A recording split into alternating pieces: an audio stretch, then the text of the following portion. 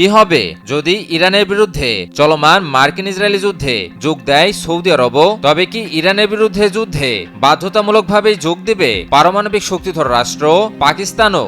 কারণ সৌদি আরবের সঙ্গে পাকিস্তানের রয়েছে দ্বিপাক্ষিক প্রতিরক্ষা চুক্তি। তবে কি সৌদি ইরান সংঘাত তীব্রতর হলে ব্যবহৃত হবে পাকিস্তানের পরমাণু? কানাডার সংবাদ মাধ্যম সিবিসি নিউজকে দেওয়া এক সাক্ষাৎকারে সৌদি বিশ্লেষক সালমান আল আনসারি বলেন, ইরানের বিরুদ্ধে চলমান মার্কিন ইসরায়েলি যুদ্ধে যদি সৌদি আরব সরাসরি অংশ নেয় তবে সৌদি আরব পাকিস্তানের সঙ্গে তাদের দ্বিপাক্ষিক প্রতিরক্ষা চুক্তি সক্রিয় করবে এবং দক্ষিণ এশিয়ার এই দেশটির পারমাণবিক অস্ত্রভাণ্ডারের সহায়তা নেবে।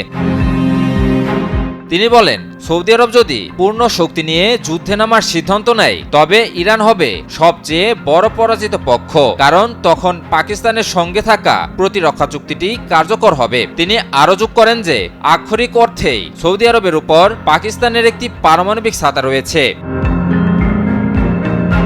গত বছর কাতারের দোহায় হামাস প্রতিনিধিদের উপর ইসরায়েলি হামলার পর সৌদি আরব ও পাকিস্তান একটি পারস্পরিক প্রতিরক্ষা চুক্তি স্বাক্ষর করেছিল। এই চুক্তির মূল ভিত্তি হল কোনো একটি দেশের উপর আক্রমণ উভয় দেশের উপর আক্রমণ হিসেবে গণ্য হবে। সুতরাং ইরানের বিরুদ্ধে সৌদি আরব যুদ্ধে জড়ালে পাকিস্তানও বাধ্য হবে সৌদি আরবকে সামরিক সহায়তা দিতে, প্রয়োজনে পরমাণু দিয়ে হলেও।